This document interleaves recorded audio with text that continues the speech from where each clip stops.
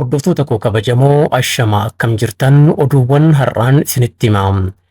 Waan bareedaa argachuun dadhabbii gaafata jedhan muummichi ministeeraa Dr. Abiy Ahmad.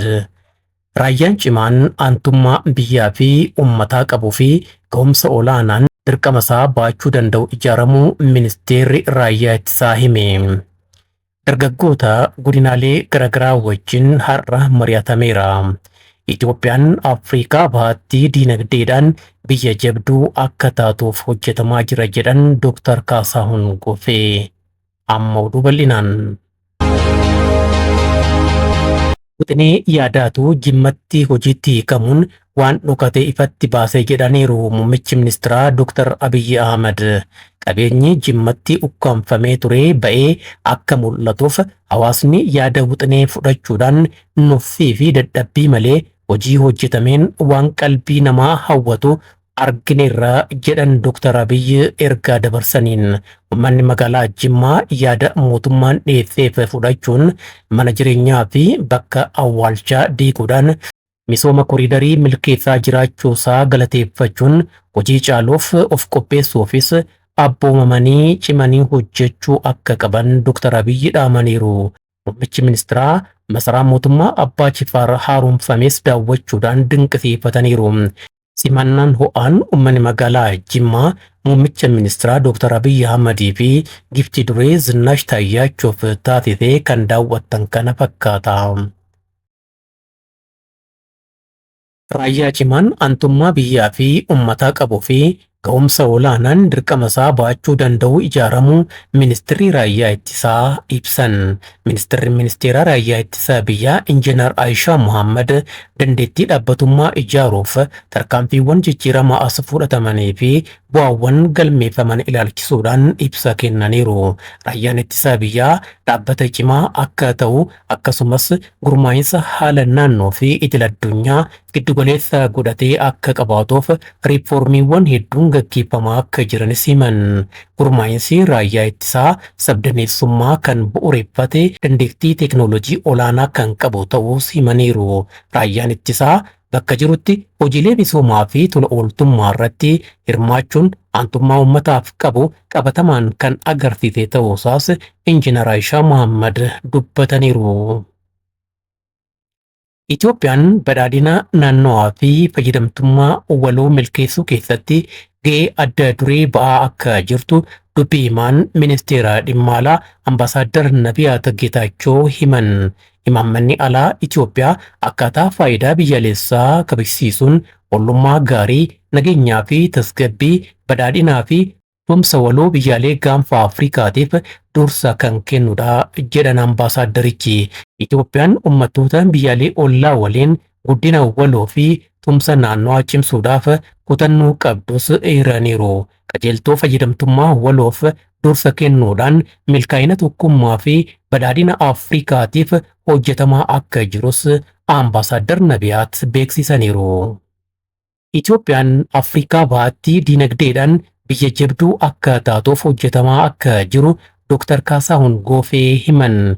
Ministeerri daldalaa fi walitti hidhamiinsa naannawaa Dr. Kaasaahun Goofee ergaa karaa miidiyaa hawaasummaa isaaniin dabarsaniin guyyaa har'aa zoonii diinagdee addaa Dirree Dhawaa keessatti hojii eegaluudhaaf iyyannoo gaafatanii dhaabbilee filataman torba sirna iddoo hojii fudhatan irratti argamuun ergaa dabarsuu himan. Hagayya bara 2014 muummicha ministeeraa Dr. Abiy Ahmadiin ifatti eebbifamee hojii kan eegale zooniin daldala bilisaa Dirree Dhawaa haaldureewwan barbaachisoo xumuree hojii opereeshinii saffisaa akka jirus himaniiru. Ministeera isaanii dabalatee dhaabbileen garaagaraa hojmaatawwan barbaachisan diriirsuudhaan haala mijataa uumuun danda'ameera jedhaniiru ministerichi. Dhaabbilee guyyaa har'aa iddoo hojii ifatti fudhataniinis baga gammaddan jedhaniiru Dr. Kaasaahun.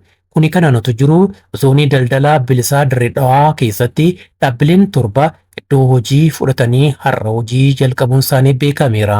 Riiformiiwwan investimentii waggoota darban hojjetamaniin jijjiiramni mul'achuu Komishinarri Komishinii Investimentii Itoophiyaa Dr. Zallaqaa Tamasgan himaniiru wayituma kana. Haala investimentii mijeessuudhaaf seera investimentii fooyyessuudhaan dureeyyii hedduun gara hojii investimentiitti dhufaa akka jiranis dubbatan. Fooyyeensi diinagdee gooroo hojii investimentii irratti bu'aa fidaa akka jiru himuudhaan hojii qindaawaa zoonii daldala bilisaatti hojjetameenis dhaabbileen investimentii 7 hojii daldala bilisaa Dirreedawaa keessatti hojii jalqabuu himan. Ministeerri daldalaa fi walitti hidhamiinsa naannoo Dr. Kaasaawun Gooffee gama isaaniitiin Itoophiyaan Afrikaa bahaatti diinagdeedhaan biyya jalqabaa akka taatuuf hojjetamaa kan jiru ta'uu wayituma kana mirkaneessaniiru. Oomishaalee alaa galan kan biyya keessaan bakka buusuu fi oomisha biyya alaatti ergamerraayis ji'oota 6 darban keessatti galiin doolaara Ameerikaa biliyoona 3 fi miiliyoona 300 caalu argamu Dr. Kaasaawun beeksisaniiru. Dargaggeessi ijaarsa biyyaa keessatti gahee guddaa qaba jedhan Afyaayii itti aanaan caffee Oromiyaa obbo Eeliyaas Ummataa godina Harargee lixaatti mariin dargaggoota aanaalee fi magaalaawwan godinichaa hirmaachise magaalaa Cirootti har'a taa'ameera. Mariin kunis mata duree dargaggoon utubaa nageenya biyyaa fi bu'uura ijaarsa eenyummaa egereetii jedhuun akka taa'ame OBNtu gabaase. Biyya badhaatu lammiilee ishiif mijattuu taate uumuu keessatti hirmaannaa fi qooda fudhannaan dargaggootaa murteessaa akka ta'e biiroon koominikeeshinii Oromiyaa hime. Kanaaf dargaggoonni qormaatawwan isaan mudatan hunda gara carraatti jijjiiruudhaan ijaarsa biyyaa keessatti ashaaraa yoomillee hin dimimmisne kaawwachuu qabu jedheera biiroon koominikeeshinii Oromiyaa. Mariin hubannoo dargaggootaa jabeessuun qooda fudhannaa dargaggootaa misooma biyyaa keessatti qaban jabeessuu godina Booranaa magaalaa Yaaballoottis taa'ameera jedheera biiroon koominikeeshinii Oromiyaa. Dargaggoonni humna biyya ijaaranii fi badhaadhina milkeessan ta'uunis himameera. Magaalaa Ambootti mariin mata duree dargaggoonni humna ijaarsa biyyaa fi annisaa imala badhaadhinaati jedhuun akka adeemsifamee beekameera. Pireezidaantii itti aanaan mootummaa naannoo Oromiyaa obbo Awwaluu Abdii marii dargaggootaa kanarratti kan argaman yommuu ta'u dhimmoota siyaasaa fi hawaas dinagdee irratti xiyyeeffachuudhaan dargaggoota Amboo wajjin mari'ataniiru. Lafa hektaara 30,000 irratti baalashaayii misoomsuudhaaf hojjetamaa akka jiru himame. Itoophiyaan misooma baalashaayif kan tolu lafa hektaara miliyoona 4 kan qabdu ta'ullee lafa hektaara 3,000 qofa irratti baalashaayii misoomsaa akka jirtu abbaa taayitaa bunaa fi shaayitti itti aanaan daayireektara damee shaayii fi meessituu obbo Taagaayii Nuuruu himaniiru. Damee kanaan waggaatti galii doolaara miliyoona 1 hin caalle argamaa akka jirus himaniiru. Galii damee kanarraa argamu guddisuuf waggoota 3 keessatti lafa hektaara 30,000 irratti baalashaayii misoomsuudhaaf hojjetamaa akka jirus dubbataniiru. Bara darbee lafa hektaara 3,000 irratti biqiltuun baalashaayii misoomuu hoogganaan biiroo qonna Oromiyaa obbo Hoggiituu Gammachuu waltajjii marii irratti argaman himaniiru. Misooma damee kanaa caalmaatti babal'isuudhaaf qophiin iddoo biqiltuu bal'inaan raawwatamaa jiras jedhan. Misooma baalashaayii ogummaan deeggaruufis leenjiin leenjiftoota magaalaa Jimmaatti ogeeyyii qonnaatiif kennamaa akka jiru kan gabaase OBN sagalee ummataati. Finfinneetti hoteelli dukkana deeffachuudhaan balfa dhangala'aa mana fincaanii misoomawwan bu'uuraa irratti gadi lakkise birrii 300,000 adabameera. Magaalaa Finfinnee kutaa magaalaa Qeerqoos aanaa 8 keessatti hoteelli Internaashinaal jedhamuun beekamu dukkana deeffachuudhaan balfa dhangala'aa mana fincaanii misoomawwan bu'uuraa irratti gadi lakkisuun birrii 300,000 adabamuusaa biiroon koominikeeshinii magaalaa Finfinnee himeera. Dhimma idil addunyaatiin pireezidaantiin Ruusiyaa Vilaadimiir Puutiin pireezidaantii Ameerikaa Doonaald Tiraamp waliin mari'achuudhaaf qophaa'aa ta'uu himan. Pireezidaantiin Ruusiyaa Vilaadimiir Puutiin pireezidaantii Ameerikaa Doonaald Tiraamp waliin bilbilaan mari'achuudhaaf qophaa'aa akka ta'an Kireemliin beeksiseera. Ruusiyaan Tiraamp waliin mari'achuudhaaf deebii Waashingtan eeggataa akka jirtu dubbii himaan Kireemliin Dimitri Peeskoof himaniiru. Pireezidaantiin Ameerikaa Doonaald Tiraamp Ruusiyaan waraana Yuukireen saffisaan akka dhaabduu fi meeshaalee niwukilaraa akka hirreeftuuf Puutiin waliin mari'achuuf fedhii akka qaban ibsuun kan yaadatamudha. Kana hordofee pireezidaant Puutiin Tiraamp waliin mari'achuu kan barbaadan akka ta'e Kireemliin beeksisuu Rooyitersitu gabaase.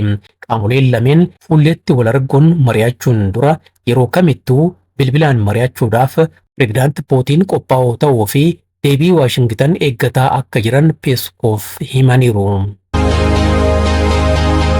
dhumarratti naannoon Tigraay maalirra jirti? Qondaaltonni loltummaa naannoo Tigraay garee Dabratsiyooniif loogan jedhamaa jira.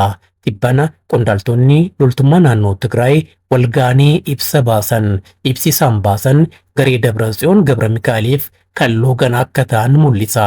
Gareen Dabratsiyoon iddoo Geetaachoo Raddaa boodaan taayitaa naannoo Tigraay bulchuu akka qabatuuf fedhii akka qabanis himaniiru. Amma achumatti wal nyaachuu jalqaban. Kanneen naannichatti paartii mormitoota jedhamuudhaan beekaman ibsa qondaaltonni loltummaa Tigraay baasan kana isaanis ibsa baasuudhaan balaaleffataniiru. Akka paartiiwwan mormitoonni Saalsaay Wayyaanee fi kanneen biroo ibsa baasaniin jedhanitti qondaaltonni loltummaa Tigraay ibsa kan baasan saamicha raawwataa turaniin akka seeraan hin gaafatamneef yaadda'uudhaan.